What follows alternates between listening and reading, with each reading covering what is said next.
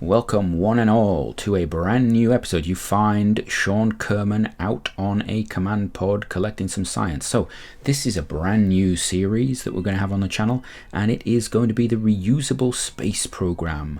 A number of people have commented on the fact that I am exceedingly messy with my previous missions and so forth. So we're going to have a space program where we leave nothing in space that we're not using. We don't break anything. Every single thing we're either using or we're returning to Kerbin, we're collecting, and we're going to use again. So I could do this in sandbox. I've decided instead to do it in career mode for an added little bit of difficulty, which I think is probably going to be too much for me. We're going to find out. I've got limited mods added, so we've got Kerbal alarm clock in the top corner there. We've got some visual enhancements. I have added the outer planets. I think I'm pretty a bit optimistic about that. But as we launch, Scott Kerman is going to collect some science, and we're going to try and get going with this. So we're going to have to return this entire craft, so it has to land intact. If it doesn't, we have failed, and I have to write something on the screen and keep a record of how many parts I've done, and I have to pay penance or something. In my mind, the law for this is that, Kerbals have been launching themselves into space for decades by this time, and you know what, they've not really gone very far. They just keep firing rockets up and they're not very successful. They've basically run out of resources. You look at the planet, it's bare. Look at it, there's nothing. There's some plants here and there, some greenery which they can ferment to make rocket fuel, but it's running out of natural resources, a bit like Earth if we keep going the way we're going. That's not of an environmental comment, by the way. So all the Kerbals have basically abandoned space travel. The technology's been thrown in the bin, and they're, whatever. We have 4 wonderful little Kerbals that have decided, however, that their future does lie in space. One of them is Scott Kerman. He will be our pilot numero uno. He is the one that believes that he can fly like the birds. He can fly into space. He's read all the stories of the great men and great women, great Kermen. I don't know if that's the correct terminology. He's heard of Valentina. He's heard of Jebediah. He even heard of Bill and Bob. He wants to follow in their footsteps, but he wants to go further. And it starts with a tiny little rocket like this where he's collecting science. So yeah, the first few missions which we're going to do today are very much how to get science as quickly as possible. So we launch from the launch pad. We got science from above the launch pad. We got collect all that stuff. He is not a scientist, so he can't reset these things. I should have probably put a scientist on board, but I didn't. Sean is not our only Kerbal. We also have Nacot Kerman, named for her great-great-great-great-grandmother, who was obviously in my previous series. We also have a Matt Kerman, our engineer. He's going to build us all these wonderful craft. And we have Scott Kerman, the scientist, the one that knows how things work, and his mind is driving forward with new ideas. So there we have Sean. He's gathered a bit of science. He's going to go back to the others, and he's going to share it, I think. So let's get going. So we managed to get a nice chunk of science. There's 16.4 science. However, I did not recover the craft. I recovered the Kerbal, so we get even more science. So we've got, I think, 36 science now. We're going to choose some more missions to do, and in reality, we have the escape the atmosphere sort of things to do, but we also need to think about money, because we're on career mode, we're not on science mode, we're not on sandbox mode. We need to actually be getting money, because that could become limiting unless we get to a point where we're actually reusing a lot of our craft and we're getting a lot of money back from it.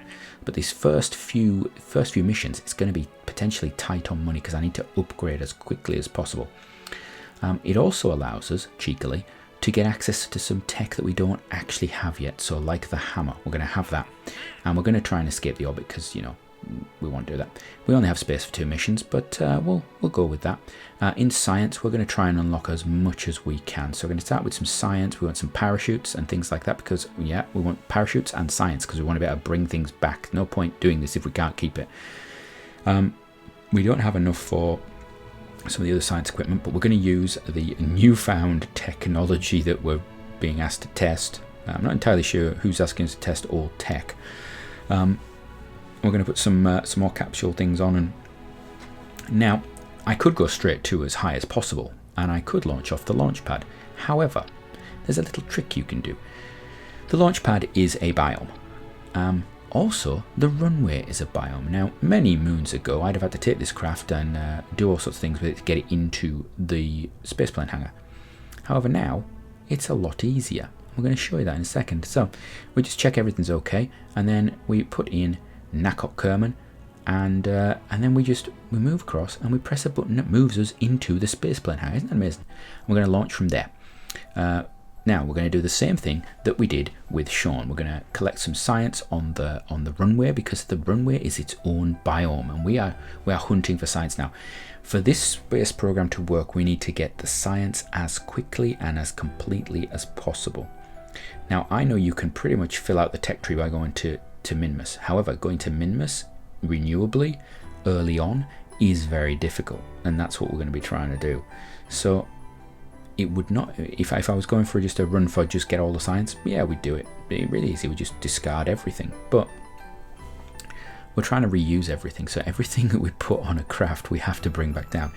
If I fire this rocket up and that engine lands on the ground and breaks up, we've lost. We've failed in our reusability, and I wonder whether I should impose anything on myself. Like, if, for example, we were to break this booster, would I not be allowed to use those boosters in future? That could be quite an interesting little something to add to the scheme, so that if I break a capsule, I have to use other capsules because that's the only one I've got. I don't know. Maybe we could try that, or we could have a number of those things. So, like capsules, we could have 4. If we break 4 capsules, can't use them anymore.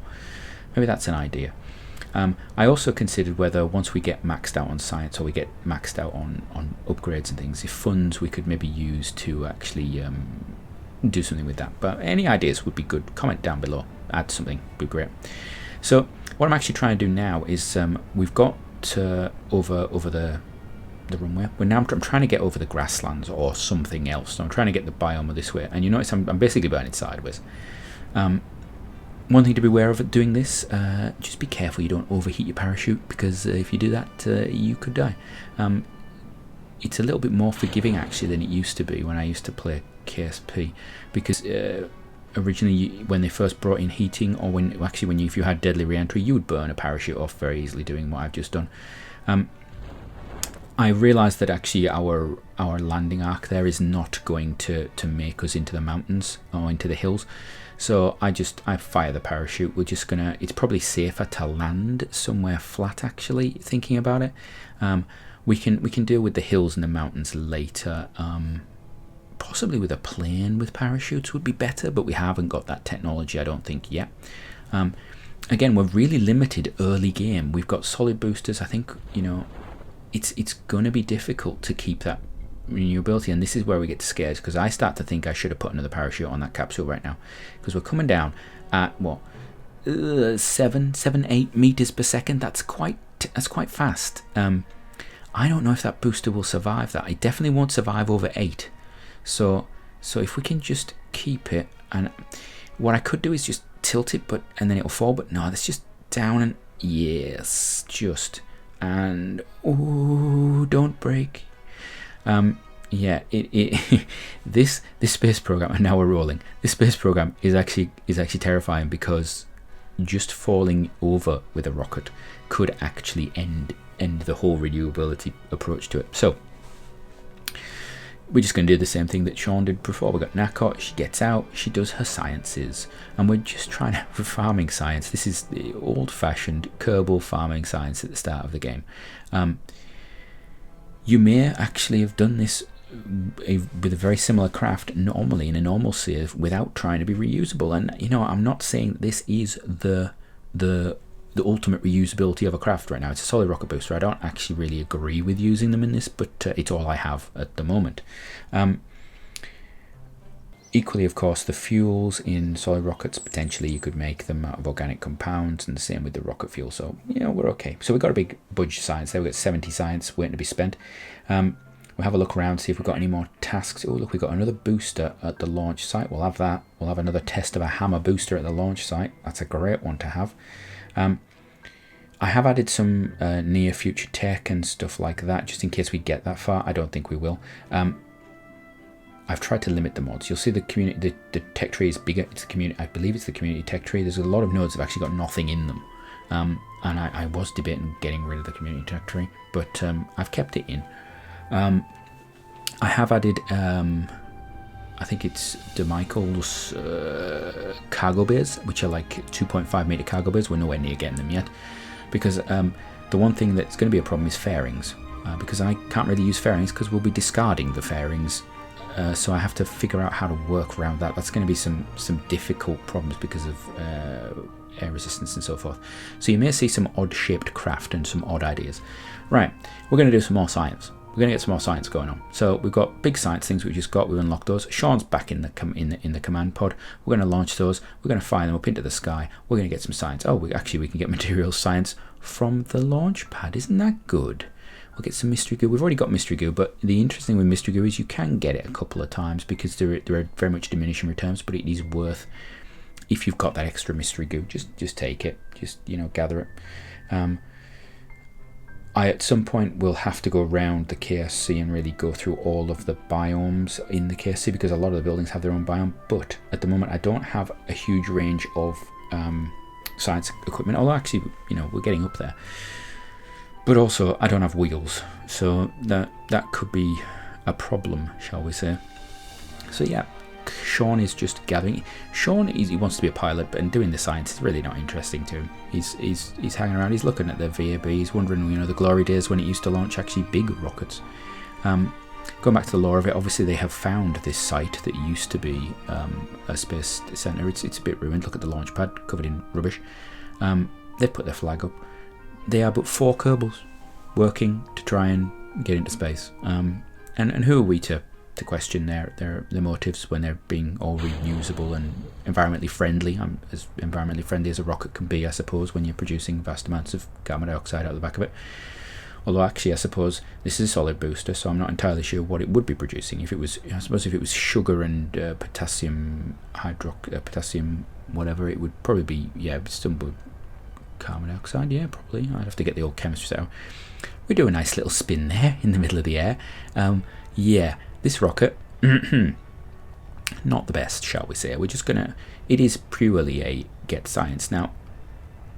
In the olden days, I would really not want to be landing this in the water because it is very long, and you know what? That the water does not like that. However, new Kerbal, as of I think it's version 1 even, where they've reworked the water, is much more forgiving. So this craft we aim for the water, and this goes completely against my long-term sort of experience of Kerbal, and my desire to do well in Kerbal, because it used to be if you landed in the water, you died in the water. Everything broke in water, but that has changed a lot now. It's much softer. Yeah, it makes you realize a bit more about why, Gemini and Apollo and Mercury all landed in water, and why Dragon and so forth nowadays still do splashdowns. So yeah, nice and slow. What I will say is these parachutes open very early. I must actually get into one of the big things. Even after returning to Kerbal, is I still don't really get the parachutes in the stock game. I much prefer, I think Real Shoots mod is much more logical in the way it works. Somebody will comment down below and tell me that I'm being silly, obviously, but I do think that the parachutes, So anyway, we'll fast forward through all of this because it's just the slow spinning and spinning and spinning and spinning and spinning, and then we're going to have the popping open and it's going to go even slower. Look at that. Oh, takes an age, doesn't it? The positive thing is, because I put those parachutes on the side after our last, shall we say, slightly close landing, where we could have had a problem, we're now coming down even slower, so you can see we're about 5 meters per second. This should be so nice and safe. We're still listed as on the shore, which is a little annoying. I actually had thought that we would have gotten far enough out to sea, but I'm wondering whether the KSP's archipelago, the little jutting of land there, is actually such that this whole area has been defined as shore because of it. I think the biome must have changed, because I'm sure in the past this used to be a water biome or a sea biome or an ocean biome, whatever it's called. I'm sure that I've in the past just fired out into the sea and got that, but you know what? It doesn't matter. We're coming down reasonably fast, and and this is going to be a successful mission, and this is going to give us a lot of science. We're going to have a whole heap load of science now to spend, which is beautiful because we need to get moving, because we need some reusability. Yeah, we're okay. Ooh. So obviously parachutes are reusable. We can repack those no matter how wet they are. Right now Sean's going to jump out and he's going to gather all those parachutes up. He knows he's a good pilot. He knows that we can't afford to get new. Do they have silk on Kerbin? I mean, do the silkworms, are they green? I don't know. You'd have to. I'm sure there's some stories out there about it. Or do they just make it out of nylon? That would be reusable? Plastic bags. They obviously use all the plastic bags from the past decade to make the giant parachutes out of plastic bags. That's what it is. Although, yeah, right. So with that, we're gonna collect all that science up. We're gonna collect the craft. We're gonna close that up, and let's move on. Look at that. We are up to 96 science we've got to spend. Isn't that beautiful? Oh yes. So we're gonna spend that 96 science. We're gonna get going. And then, until next time, have a great one.